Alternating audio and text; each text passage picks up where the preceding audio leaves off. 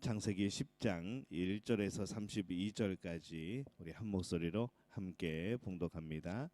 노아의 아들 셈과 함과 야벳의 족보는 이러하니라. 홍수 후에 그들이 아들들을 낳았으니 야벳의 아들은 고멜과 마곡과 마대와 야완과 두발과 메섹과 디라스요. 고멜의 아들은 아스그나스와 리박과 도갈마요. 야완의 아들은 엘리사와 달시스와 기띔과 도다님이라. 이들로부터 여러 나라 백성으로 나뉘어서 각기 언어와 종족과 나라대로 바닷가의 땅에 머물렀더라. 함의 아들은 구스와 미스라임과 붓과 가나안이요. 구스의 아들은 스바와 하윌라와 삽다와 라마와 삽드가요. 라마의 아들은 스바와 드다님이요. 구스가 또 니무롯을 낳았으니 그는 세상의 첫 용사라. 그가 여호와 앞에서 용감한 사냥꾼이 되었으므로 속담에 이르기를 아문은 여호와 앞에 니무롯같이 용감한 사냥꾼이로다 하더라. 그의 나라는 신할 땅의 바벨과 에렉과 악갓과 갈레에서 시작되었으며 그가 그 땅에서 아스루로 나아가 니느웨와 르호보딜과 갈라와 및 니느웨와 갈라 사이에 레센을 건설하였으니 이는 큰 성읍이라. 미스라임은 루딤과 아나빔과 르하빔과 납두힘과 바드루심과 가슬루힘과 갑도림을 낳았더라. 가슬루힘에게서 블레셋이 나왔더라. 가나안은 장차 시돈과 헷을 낳고 또 여부스 족속과 아모리 족속과 기르기스 족속과 히위 족속과 알가 족속과 신 족속과 아르와 족속과 스말 족속과 하만 족속을 낳았더니 이후로 가나안 자손의 족속이 흩어져 나아갔더라. 가나안의 경계는 시돈에서부터 그라를 지나 가사까지와 소돔과 고모라의 아드마와 스보임을 지나 라사까지였더라. 이들은 함의 자손이라. 각기 족속과 언어와 지방과 나라대로였더라. 셈은 에벨 온 자손의 종상이요 야벳의 형이라. 그에게도 자녀가 출생하였으니 셈의 아들은 엘람과 아스루와 아르박삭과 룻과 아람이요. 아람의 아들은 우스와 훌과 게델과 마스며 아르박삭은 셀라를 낳고 셀라는 에벨을 낳았으며 에벨은 두 아들을 낳고 하나님의 이름을 벨렉이라 하였으니 그때의 세상이 나뉘었으며 벨렉의 아우의 이름은 욕단이며 욕단은 알모닥과 셀렙과 하살마엘과 예라와 하도림과 우살과 디글라와 오발과 아비마엘과 스바와 오빌과 하윌라와 요밥을 낳았으니 이들은 다 욕단의 아들이며 그들이 거주하는 곳은 메사에서부터 스발로 가는 길의 동쪽 산이었더라. 이들은 셈의 자손이니 그 족속과 언어와 지방과 나라대로였더라.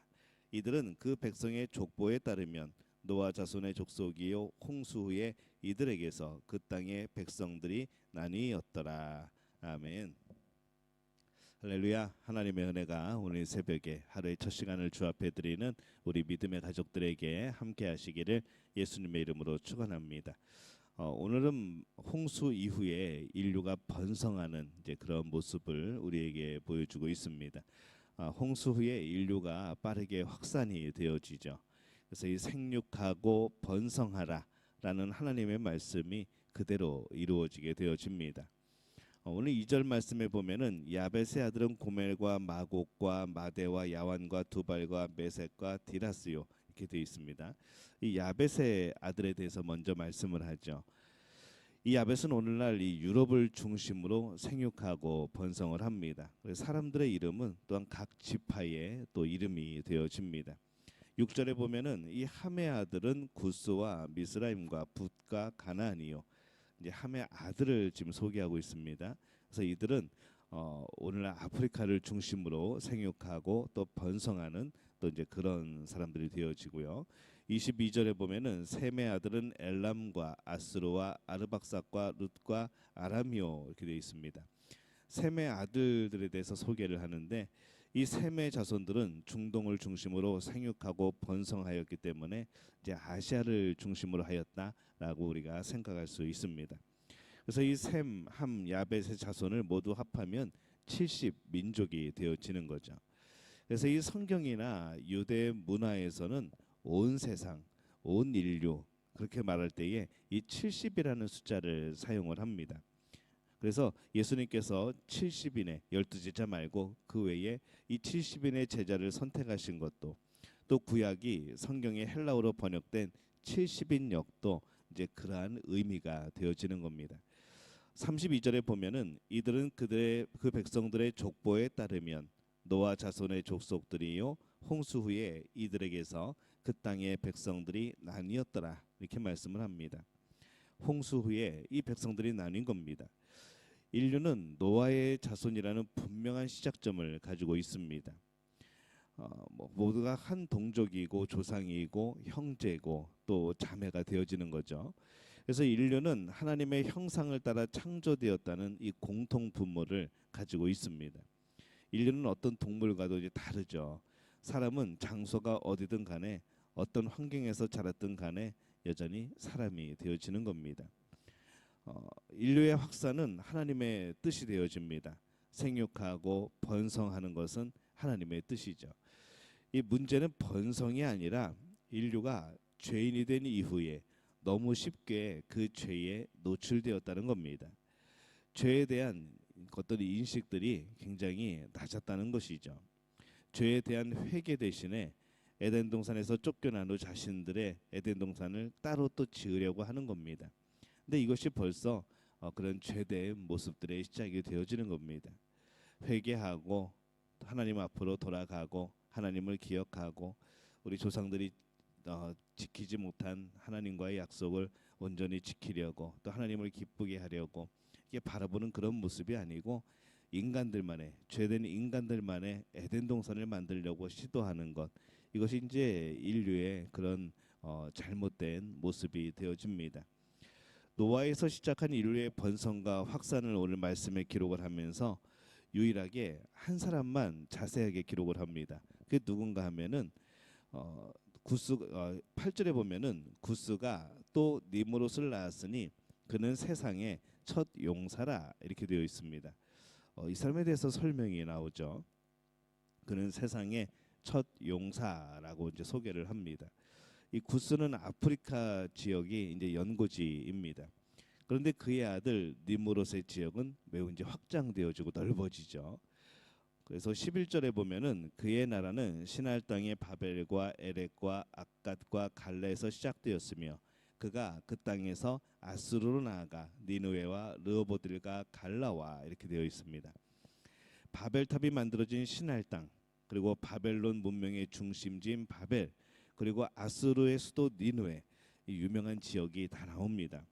아마 그가 아프리카에서 이 원정을 와서 이 바벨론과 아수르 지역을 점령한 것으로 보이는 거죠. 그래서 이제 큰 용사라, 세상의 첫 용사라, 그렇게 표현을 합니다. 인류의 번성지의 중심적인 인물이 된 니므롯은 전쟁을 통해서 번성을 합니다. 9절에 보면은 그가 여호와 앞에서 용감한 사냥꾼이 되었으므로 속담에 이르기를 아문은 여호와 앞에 니므롯같이 용감한 사냥꾼이로다 하더라, 이렇게 말씀을 합니다. 여호와 앞에서라는 표현을 쓰죠. 근데 이 여호와 앞에서가 성경에서 정말 하나님 앞에서 하나님을 바라보고 살아가는 이제 그런 모습을 여호와 앞에서라고 사용하기도 하지만은, 이 하나님께서 언제나 이 세상을 창조하셨고 늘 지켜보고 계시고 늘 우리와 함께 하시고, 그래서 우리가 모든 하는 삶의 모든 모습들이 하나님 앞에서 살아가는 삶이기 때문에 이 말씀은 하나님께서 온 세상을 지켜보신다는 그런 의미로 해석을 하면 될 것 같습니다. 그래서 그가 하나님 앞에서 용감한 사냥꾼이 되었으므로 그렇게 이제 해석을 하는 것이죠. 그래서 온 세상에서라고 번역을 해도 전혀 이상하지 않습니다. 그가 온 세상에서 용감한 사냥꾼이 되었으므로 이제 그렇게 되는 것이죠. 그는 당시의 모든 사람들이 알고 있을 정도로 매우 강한 그런 힘 있는 정복자가 되었습니다. 이 정복이라고 하는 것은 번성하기 가장 쉬운 방법입니다.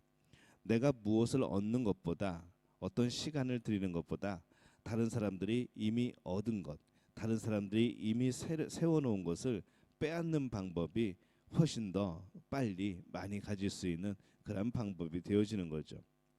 그래서 그러한 번성은 사실은 이 하나님이 원하시는 그런 선한 번성의 모습이 아니고 그건 나쁘게 또 이용되어진 그런 번성입니다. 그럼에도 불구하고 인류는 그러한 번성하는 것, 그렇게 땅에 충만해지고 또 그렇게 생육하게 되어지는 것을 아주 익숙하게 여기게 되어집니다. 그래서 전쟁이 끊임없이 일어나게 되어 있죠.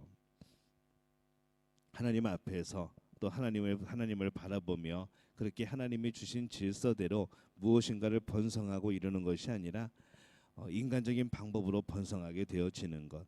그 결과가 우리들의 전쟁이라는 겁니다. 오늘날에도 이 번성의 특징이 니무롯의 번성과 비슷합니다. 한 사람이 많은 것을 다 벌 수가 없죠. 그래서 누군가 약한 사람을 희생으로 삼아야 됩니다. 때로는 총으로, 때로는 경제력으로 그렇게 정복을 하죠. 한 사람이 재산이 몇 조가 되어지고 누군가는 뭐 몇천 원도 없어서 굶어 죽고, 누군가 그렇게 부자가 되는 것은 경제적으로 그 누군가의 또 희생이 따르는 겁니다. 오늘날 인류의 번성이 이 니무롯 방식이라는, 이 니무롯이 행한 방식이라는 것은 굉장히 슬프지만 이제 어쩔 수 없게 되어진 거죠. 구조적으로는 이제 더 이상 벗어날 수 없는 그러한 상태입니다.